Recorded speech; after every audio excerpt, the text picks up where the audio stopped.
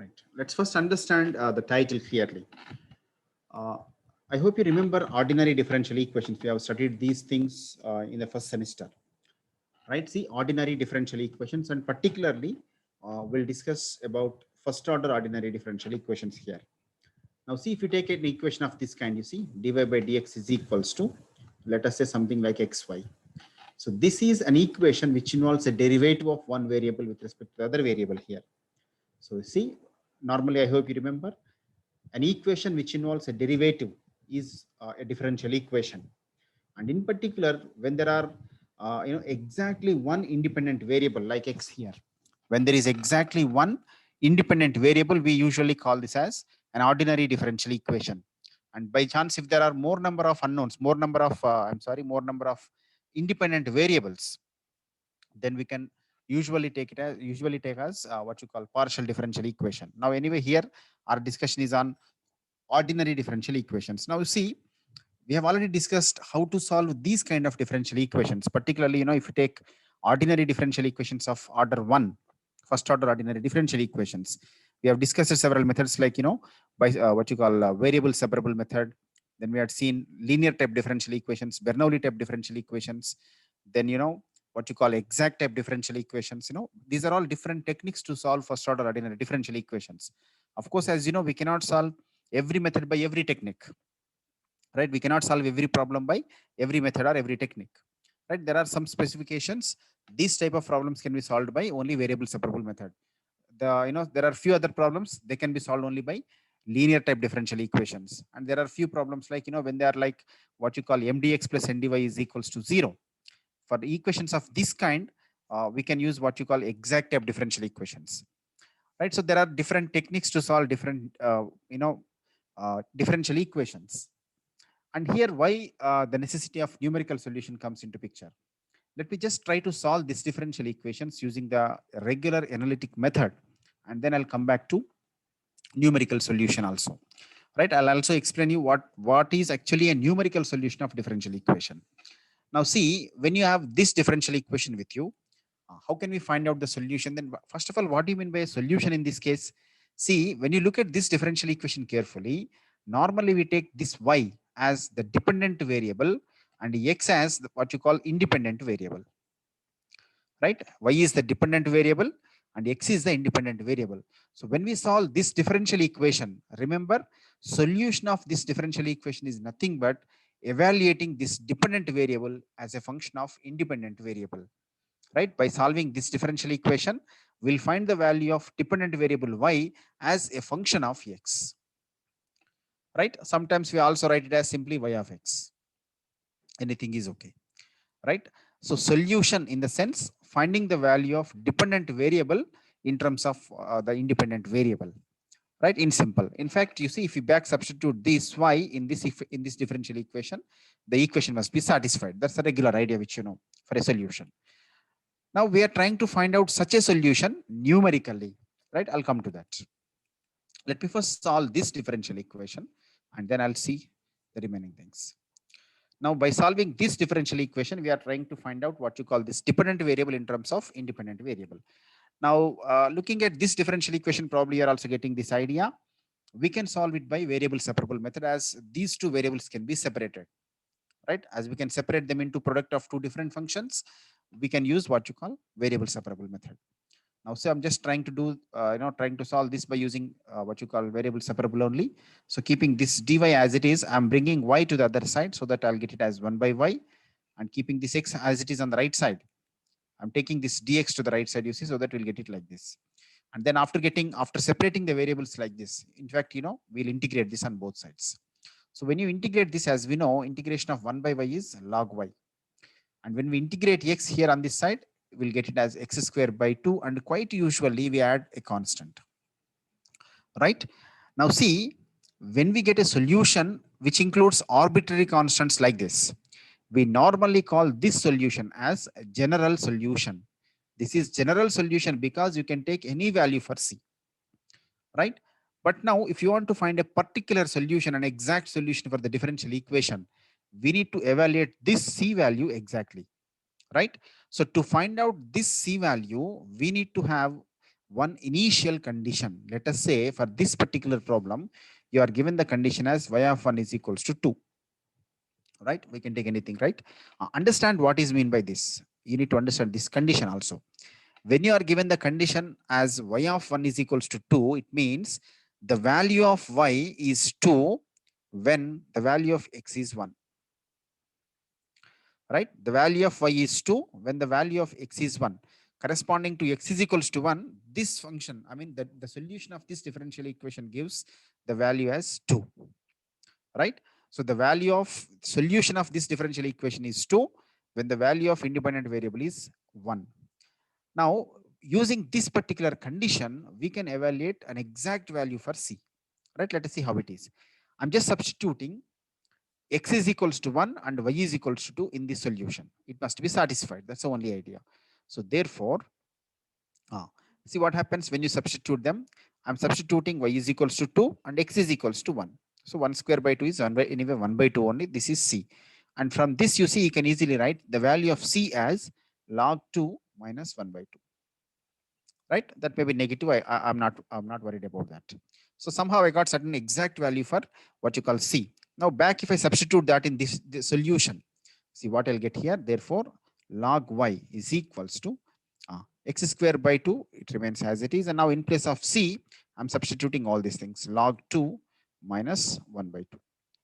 Right? If you want exactly this solution in terms of y is equal to something else, you can simply take exponential on both sides. You will get it easily. Okay, so that's how you can actually solve it. Now see, the question comes like this. Looking at the differential equation, looking at this initial condition, what you understand here, you see, the solution of this differential equation at x is equal to 1 is 2. Right? When you are given this condition, you can understand it this way. Solution of this differential equation when x is 1 is 2. Right? Solution of differential equation is 2 when x is 1.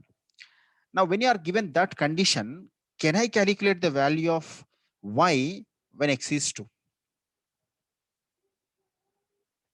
Right? Corresponding to this differential equation, now can we find out the solution when the independent variable is 2? Right? Then how can we write that? You see, corresponding to this notation, if this is the question, you can write it like this. What is the value of y of 2? So this means what is the value of y when the value of x is 2? So this is your question now.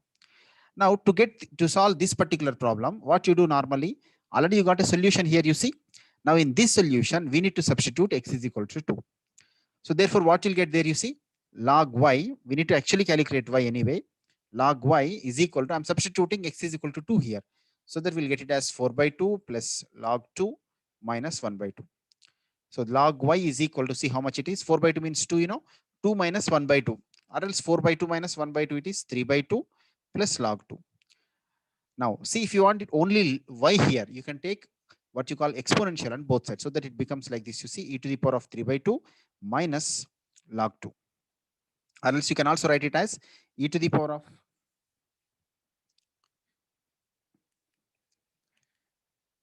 e to the power of 3 by 2 divided by, are we correct this? Anyway, anything wrong anywhere? Right. Something went wrong. See, this is plus,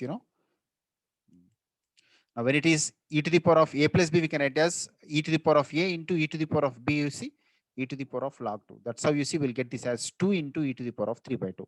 This e to the power of 3 by 2 can be calculated using a calculator. Now, see, whatever you will get here, anyway, I'm not simplifying this. This is the value of y when x is equals to 2 corresponding to this differential equation. Right? So, to evaluate the value of y at a particular number, you see, you are trying to do all this, right? But see, now there are few instances. I don't want all this explicit solution here. You see, we got a solution explicitly. We got y and x in the solution. I don't want all that solution, but I want solution at a particular number, like as how we got it here. We know the solution at 1. We know the solution at x is equals to 1, and thereby I need solution at x is equal to 2. That's it I want. I don't want all this explicit solution. In that case, you can use what you call numerical solutions, right? See, I'm just trying to find out the solution as a number, not as an explicit function. That's how I'm calling them as numerical solutions. right? This is one situation where you don't require this explicit solution. You can proceed for numerical solutions. And the second thing is you see, there are differential equations which cannot be solved using analytical methods. As you know, as we discussed already, we cannot solve every problem by every method. There are several constants. You see, if I just give one example, dy by dx is equals to e to the power of minus x square. Dy by dx is equals to sine of tan inverse root x. A simple function looks like a simple function, but you see we cannot integrate them, right? So such differential equations can also be solved using numerical methods, right? So when the function here, whatever the function you are given on the right side, when this function is too typical, when the differential equation cannot be solved using analytical methods, you can proceed for what you call numerical solutions.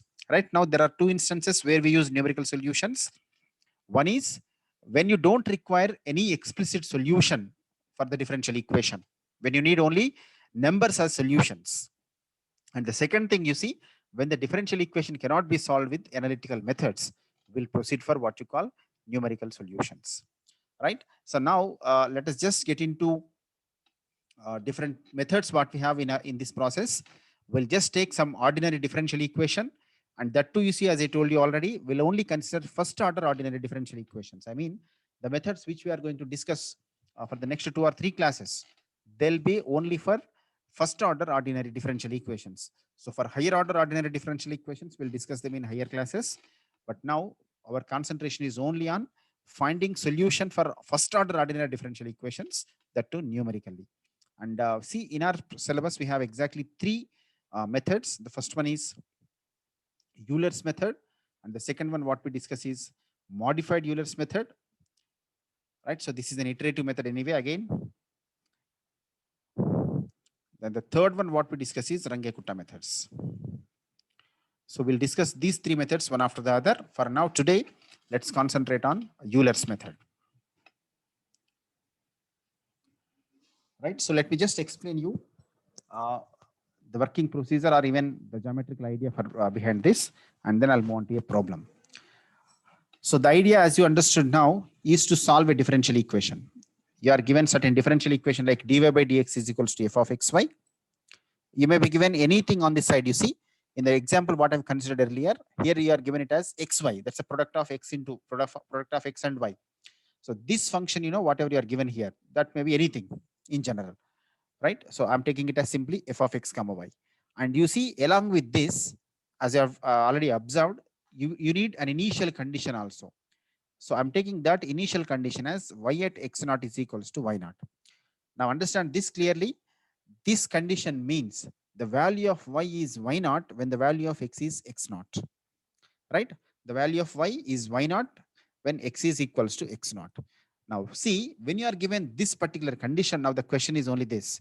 We need to find out the value of y when x is equals to x1, right? Now see, this is your question. And sometimes, you may need a solution at other points also. Okay, we need to find out these things numerically. And then let us see what Euler suggested to find out these kind of solutions. Understand, this is the differential equation you are given, and corresponding to this, there is some solution. You see, y is the solution of this differential equation. I've just taken the graph of that function y here. Understand, this is the graph of solution of this differential equation, right? This is a graph of solution of this differential equation. Now see, you are given one condition. You see, y at x naught is equals to y naught. Let us say x is equals to x naught is this, right? Corresponding to this, let us say somewhere here, the point you can see x naught, y naught. So that you can understand this distance, distance from this point to the vertical distance from the point to this x-axis x naught. So this height is actually y naught. That's what you are given it as solution at x naught, right? And understand now, using this particular idea, using this particular solution, let us say how x1 is here, right? Then what may be the solution at x1? You can just visualize. You see, wherever the line x is equals to x1 intersects with the solution graph. So this is the actual solution for x is equals to x1. right? This distance. Now see, we are given this height, and now we need to find out this height at x1. That's the question. In fact, this distance is y is equal y at x1, that we need to find out. See what we are doing here in this case. In fact, we don't know the solution. We have just assumed this as the graph of solution for this particular differential equation. So I know only a point x naught y naught, but for sure that lies on what you call the original graph. Okay. Now see what we are trying to do here in this case. Since I know this particular point, I'm just trying to take a tangent. Wait a second. Right. So as you can see here, I've just drawn a tangent line at the point x naught y naught. And now I'm taking this tangent line as an approximation to the original graph, so that you see what we are going to do. Since we don't know the original graph here, we are approximating it by this tangent line, you see. But now what is the solution at x1 actually? The solution at x1 is the height, you see, or else the point where this line x is equal to x1 is intersecting with this curve. So this is the actual distance, from this original curve to x-axis. But since you are approximating the original curve by this tangent line, I'll take this intersection point, right? Since we are approximating that by this, you see, that's why where these two are intersecting now, the line x is equal to x1 and this tangent line, wherever these two are intersecting. So this height now from this point to the x-axis, I'm taking this height as what you call solution at x1. We need to actually consider this total distance, certainly, but I'm taking this distance as the approximation to the original solution, right? So this is what the idea of Euler's actually. Someone says it is Euler's. Anyway, since simply by approximating the original graph by this tangent line, we are approximating the solution at x1 for this particular graph, right? Now let us see what happens mathematically. One thing you see, whatever you are given here, we have written everything here already, and now we need to take only the tangent line. So what is the tangent line to the solution at the point x naught comma y naught? See how much it is? Anybody? You can just think of this. Y minus, the point is this, right? That's how y minus y naught is equals to, we usually take slope times x minus x naught. Y minus y naught is equal to slope times x minus x naught. That too, we need slope of the tangent at this particular point x naught y naught only. So how to calculate slope then? Slope can be calculated by this derivative, dy by dx. And that dy by dx is already given here in the question. Right? So it is already given as what you call f of xy. So we need to take, instead of slope, we can take this function f of xy, but we need slope of the function, slope of the tangent line, what you call it x naught y naught only. So that's how instead of only x and y, I'm taking here, they are x naught comma y naught. Now see, this function value f of x naught y naught gives slope of the tangent at the point x naught y naught. And then you see, this is the equation of tangent line which you have drawn this, which you have drawn it, what you call x naught y naught. Right? So you got the tangent line. And wow, what is the height here? What is the solution at x1? It is the intersection point of the line x is equal to x1 with this. So to get that intersection point, I'm now substituting x is equals to x1. Right? Because you're intersecting, you're taking the intersection of tangent line and the line x is equal to x1. So to get that intersection point, that is in fact the height, the value of y. So I'm substituting what you call x is equals to x1 in this. So therefore, you see what happens to this, y minus y naught is equals to this f of x naught y naught, I'm writing it as it is, into, instead of x here, I'm substituting x1. So it is x1 minus x naught. Right? Then this implies you want actually y, y is equals to, I'm sending y naught to the other side. So it is y naught plus, I'm taking now this distance x1 minus x naught as some h. So it is h into f of x naught comma y naught. Right? So like this, I am approximating the value of y at x is equals to x1. So this actually I can take it as y1.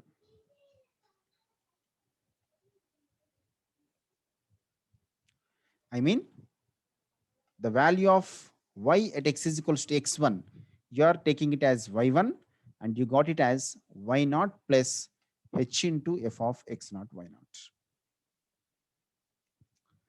Right? So like this, you can find out the solution of y at x is equals to x1. Absolutely, this is an approximate solution. You can clearly observe from the graph, you are losing so much of actual value. Isn't it? The actual value is actually here, a little higher, height here, but you are losing so much, but you are taking only a lesser value from this. That's how only I'm saying this is an approximate solution, right? So that is not absolutely exactly same, because because of this difficulty only, because you are losing so much of actual area, this method is actually modified. The next method we are going to discuss it. Now see, we got y at x1, and if the question says what is the value of y at x is equal to x2 also, there are now two chances. You can directly substitute x is equals to x2, right, which gives you something else. But when you substitute x is equal to x1, you see you lose so much of other area. Already you are losing something here, and that will be extended. So instead of that, you see what Euler suggested here. Now try to approximate this point. Here this is the actual point we have considered. Assume this point is there in the graph. Assume this point is there in the graph. For sure it is not there, but simply we are assuming that it is there on the point, on the graph. By assuming so, we can again take a tangent line at this point, right? When you take a tangent line here, it will again intersect the line x is equal to x2 somewhere. And this intersection point, you can take it as what you call approximate solution at x2, right? So in a similar way as how we took tangent line at x0, y0, now you need to take tangent line at x1, y1, right? X1 is the point where you find the solution, where you got the solution already, and y1 in fact is the solution. Now corresponding to this point, now we'll find out what you call the tangent line. So when you calculate the tangent line, you see what you'll get there. I'm just writing it in simple. Y minus y1 is equals to the tangent line at the point x1, y1. It is this. Y minus y1 is equals to f of x1 comma y1 into x minus x1. Right? See, we are taking the tangent line at x1, y1, and see this is the slope. This is the slope of the tangent line at the point x1, y1. Right? Though x1, y1 doesn't lie on the original graph, we are simply assuming so, and thereby you can calculate the slope of that particular tangent line, right? Definitely this is also an approximate slope only, you can understand that. Now see, from here, if you just simplify it in a very similar way, you will get the value of as if you take it as y2, because it is at y at x2. In fact, if I just write it like this, y is equals to, you will get it as y1 plus this is one important observation here. Now see here, we are actually given the solution at x0. Then I have taken two values like x1 and x2. You see, one important thing here, we must consider the distance between any two values here as same. Whatever is the distance between x0 and x0 and x1, the same distance you should have between even x1 and x2, right? In that sense, you can understand, if x1 minus x0 is h, then x2 minus x2 minus x1 should also be what you call h only, right? What if the distance is different? I cannot generalize the formula in that case. So to generalize this formula, we are taking equidistant values, nothing else. Okay. Now, therefore, if you simplify this, we'll get y1 minus, you see, here actually you will get x2 minus x1. So I'm taking that as also h multiplied by f of x1 comma y1.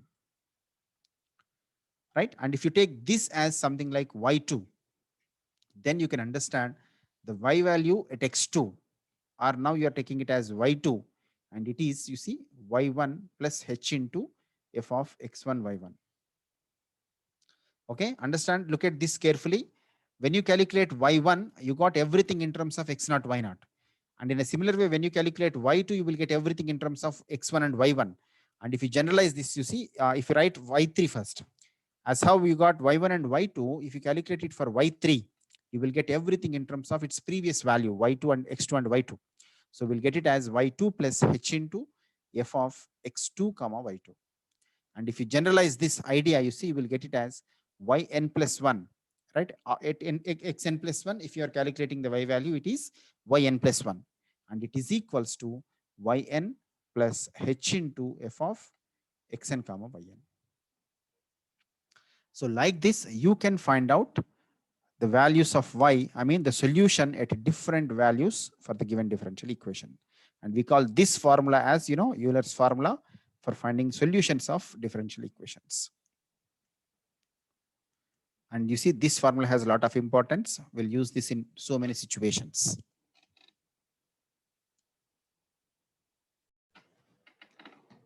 Now look at this question, solved by Euler's method, and this is the differential equation. Look at the differential equation. I have just considered a simple problem for better understanding of all these things. See, the question is this: dy by dx is equals to x plus y. And you see, you are given a condition as we're expecting every time. So the condition you are given here is y of 0 is equals to 1. And the question is to find out the value of y at 0.3. You're also asked to take the step size h as 0.1. Understand these things clearly. Normally, when you are given a differential equation, we'll write it as dy by dx is equals to f of xy. So whatever the function you are given here on the right side, so we take that as f of xy. Remember, there was one question a few days ago, in one of the examinations, and the question is this actually: 10 times dy by dx is equals to something like x square plus y square, if I remember correctly. Right? So when you have this kind of differential equation, you cannot simply take x square plus y square as f of xy. Always, you see, you should have only dy by dx on the left side and this function on the right side. So when you have something like this 10 on the left side, you should send this 10 to the other side so that you can rewrite it as dy by dx is equals to 1 by 10 into x square plus y square. So when you have exactly like dy by dx equal to f of x comma y, this right hand side function will be what you call the function f of xy for us. Okay, so in this case, now this is the function f of x comma y. So looking at this differential equation, you can easily identify f of xy is x plus y. Right, so that is one thing.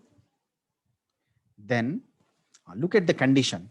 You are given y of 0 is equals to 1. Right, so just we have discussed in one of the example earlier. When you are given it as y of 0 is equals to 1, you should understand the value of y is equals to 1 when the value of x is 0. Right? Now, keeping that in mind, you see the generalized condition what we have considered is this: y at x naught is equals to y naught. Let us just compare these two. Right?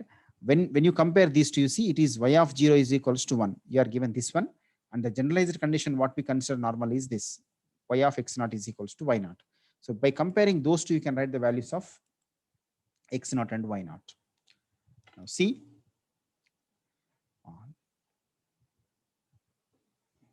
given y of 0 is equals to 1. From this, I can understand the value of x naught is 0 because normally the condition is this: y at x naught is equal to y naught.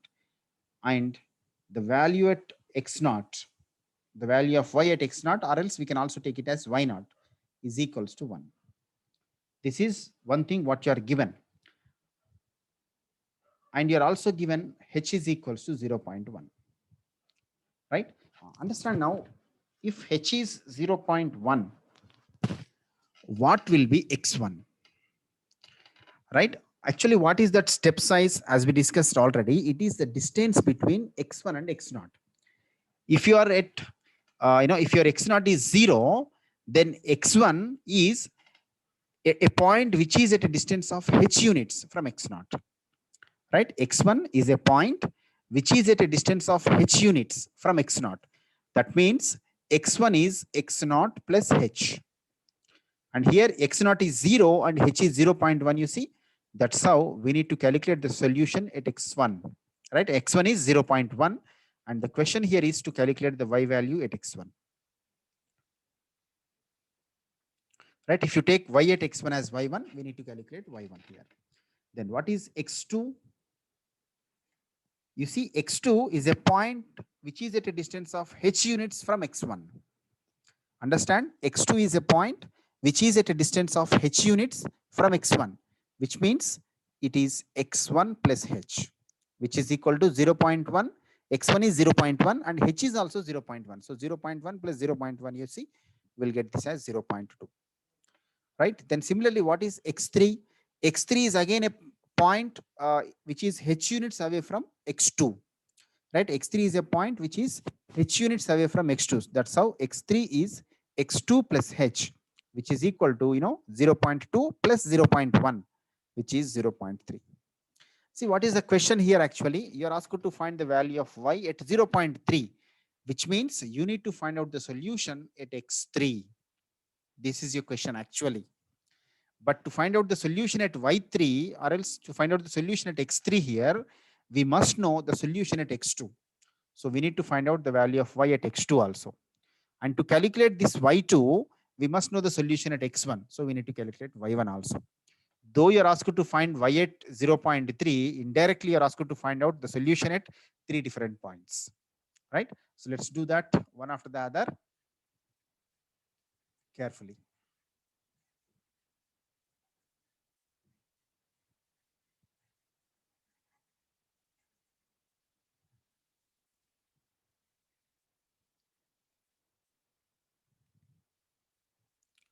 Now, see if you recall the formula.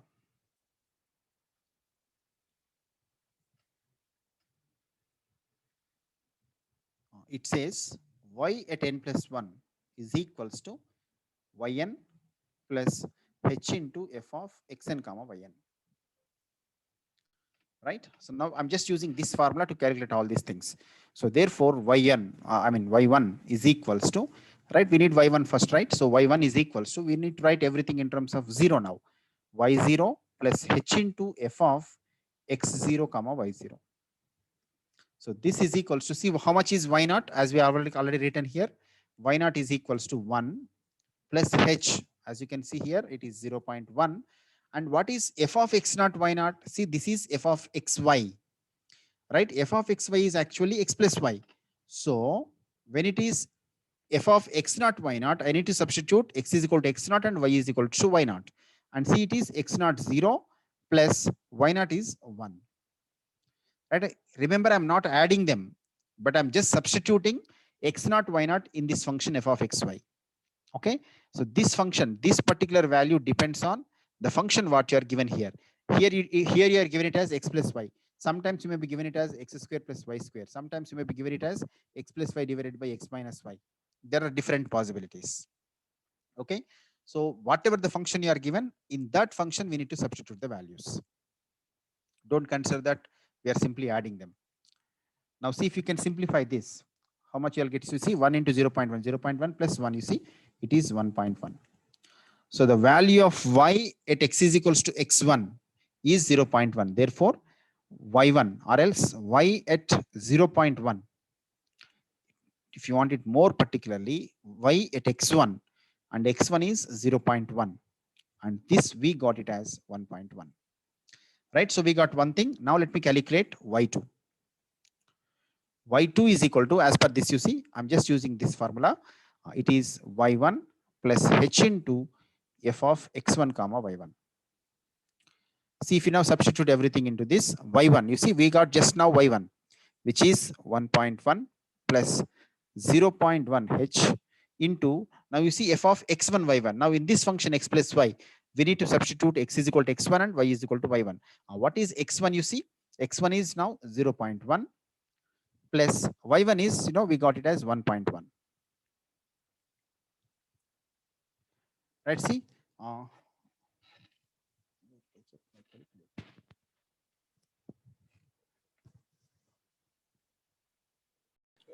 let's see, we got y2 as 1.22, then y3 is equals to y2 plus h into f of x2 y2.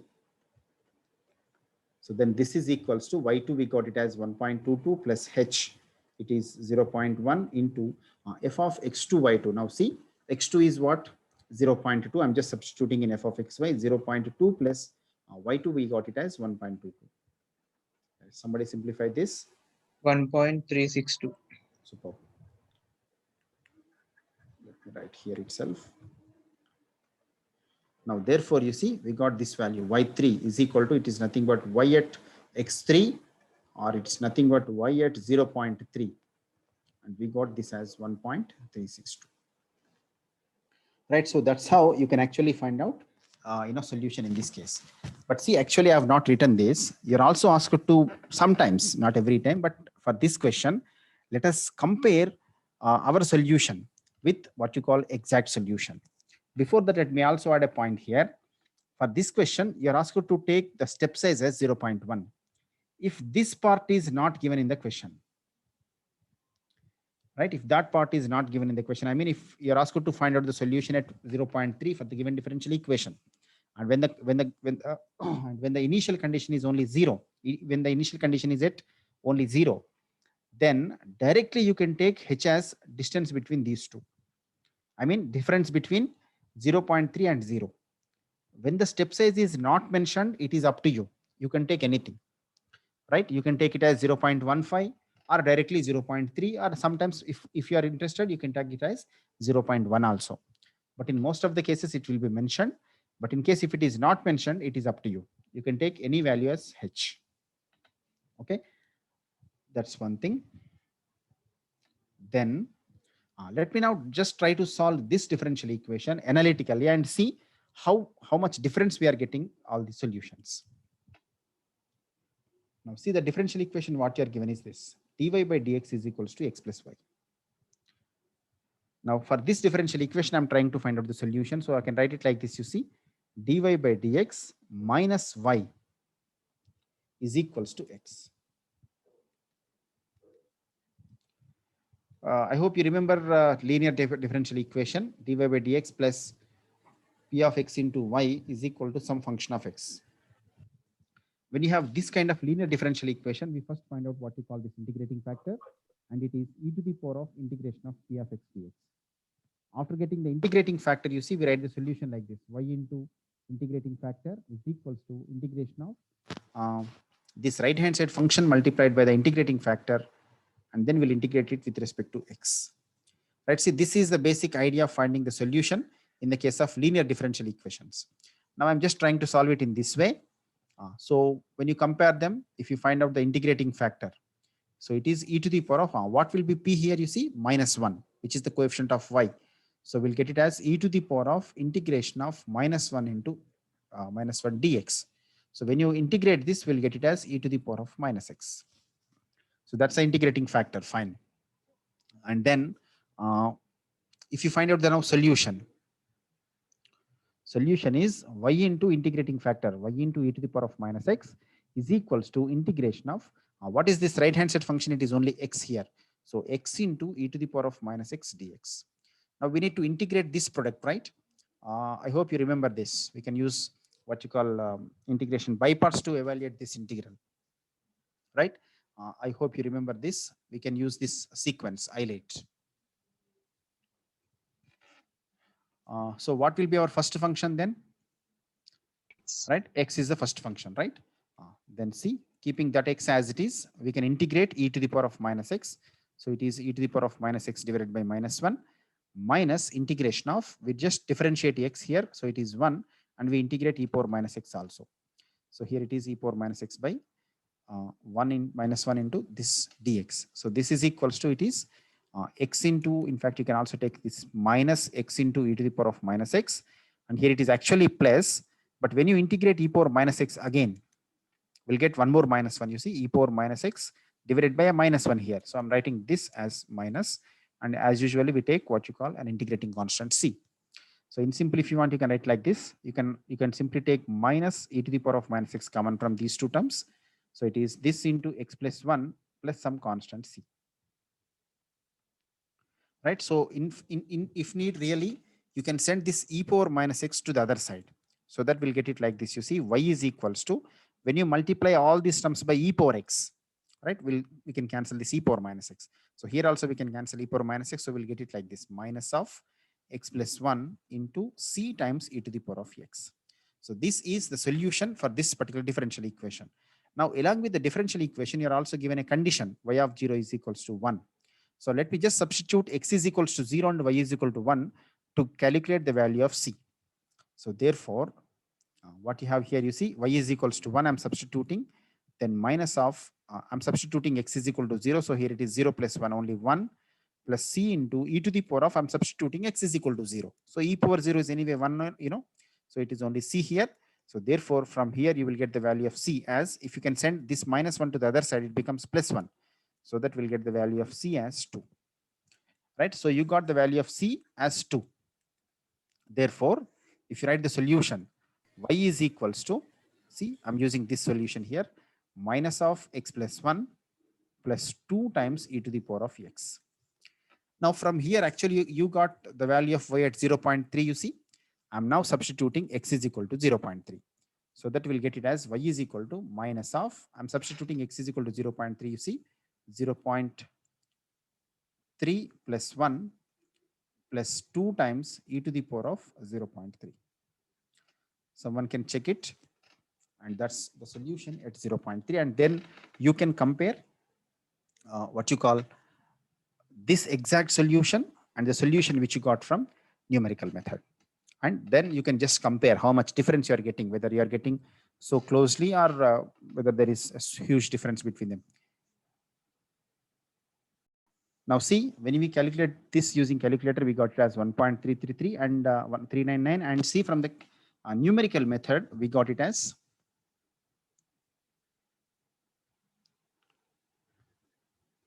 we got y at 0.3 as 1.362. See, when you compare these two, we got only 1 decimal accuracy, right? Not too good. You see, that's how Euler's method doesn't give us more better solutions. We need to just improvise it. Okay, we will discuss that in the next class, right? If you have